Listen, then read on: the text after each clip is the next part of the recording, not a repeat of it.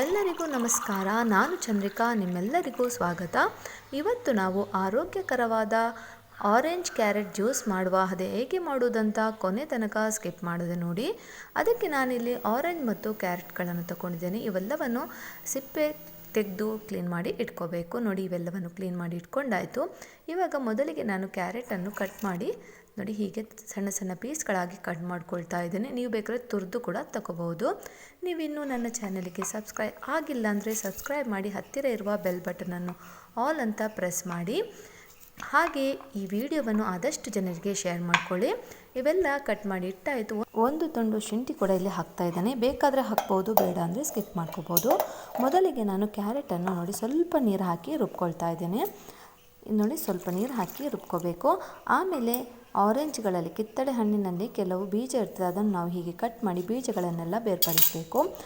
ನಾವು ರುಬ್ಬುವಾಗ ಬೀಜಗಳು ಇದಕ್ಕೆ ಹಾಕಿದರೆ ಅದು ಕಹಿ ಬರ್ತದೆ. ಅದಕ್ಕೋಸ್ಕರ ನೀವು ಬೇಕಾದರೆ ಬೇರೆ ಬೇರೆ ಆರೆಂಜ್ ಜ್ಯೂಸ್ ಬೇರೆ ಮತ್ತು ಕ್ಯಾರೆಟ್ ಜ್ಯೂಸ್ ಬೇರೆ ತಗೋಬಹುದು. ಇವಾಗ ನೋಡಿ, ಕ್ಯಾರೆಟ್ ರುಬ್ಬಿದ ನಂತರ ನಾನು ಇದಕ್ಕೆ ಆರೆಂಜ್ ಹಾಕಿದೆ. ಸ್ವಲ್ಪ ಸಕ್ಕರೆಯನ್ನು ಕೂಡ ಇಲ್ಲಿ ಸೇರಿಸಿ ಇದನ್ನು ಕೂಡ ನುಣ್ಣಗೆ ರುಬ್ಬಿ ತಂದೆ. ಇದನ್ನು ನಾವೀಗ ಸೋಸ್ಕೊಳ್ಬೇಕು. ನೋಡಿ, ಇದನ್ನು ಇಷ್ಟು ನುಣ್ಣಗೆ ಆಗಿದೆ. ಇದನ್ನು ನಾವು ಸೋಸ್ಕೊಳ್ಳುವ. ನುಣ್ಣಗೆ ಆದರೆ ತುಂಬ ಒಳ್ಳೆಯದು ನೋಡಿ, ವೇಸ್ಟ್ ಅಷ್ಟು ಸಿಗಲ್ಲ. ಇವಾಗ ಇದನ್ನು ನಾವು ಸೋಸ್ಕೋಬೇಕು.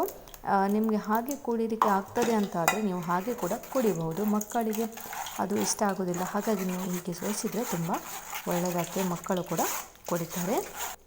ಇವಾಗ ನೋಡಿ, ಇದು ಚೆನ್ನಾಗಿ ಸೋಸ್ಕೊಂಡು ಆದ ನಂತರ ನೋಡಿ, ಈ ಪಲ್ಪ್ ಸ್ವಲ್ಪ ದಪ್ಪ ಉಂಟು ಈ ಜ್ಯೂಸ್, ಅದಕ್ಕೋಸ್ಕರ ನಾನಿಲ್ಲಿ ಸ್ವಲ್ಪ ನೀರನ್ನು ಕೂಡ ಸೇರಿಸ್ತಾ ಇದ್ದೀನಿ. ನೀವು ಬೇಕಾದ್ರೆ ಕೋಲ್ಡ್ ನೀರನ್ನು ಕೂಡ ಬಳಸ್ಕೋಬಹುದು ಅಥವಾ ಐಸ್ ಕ್ಯೂಬನ್ನು ಕೂಡ ಹಾಕೋಬಹುದು. ಆರೋಗ್ಯಕರವಾದ ನೋಡಿ ಕ್ಯಾರೆಟ್ ಆರೆಂಜ್ ಜ್ಯೂಸ್ ರೆಡಿ ಆಯಿತು.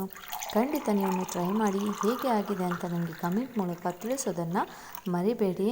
ಇನ್ನೊಂದು ಸಲ ಹೇಳ್ತಾ ಇದ್ದೀನಿ, ನಿಮ್ಮ ಫ್ಯಾಮಿಲಿ ಫ್ರೆಂಡ್ಸ್ನವ್ರ ಜೊತೆಗೆ ಶೇರ್ ಮಾಡ್ಕೊಳ್ಳಿ. ಇಷ್ಟ ಆದರೆ ಲೈಕ್ ಮಾಡೋದನ್ನು ಮರಿಬೇಡಿ. ಆರೋಗ್ಯಕರವಾದ ಆರೆಂಜ್ ಕ್ಯಾರೆಟ್ ಜ್ಯೂಸ್ ಬೇಗ ಆಗುವ ಜ್ಯೂಸ್ ಅಂತಲೇ ಹೇಳ್ಬೋದು. ಎಲ್ಲರಿಗೂ ಧನ್ಯವಾದ.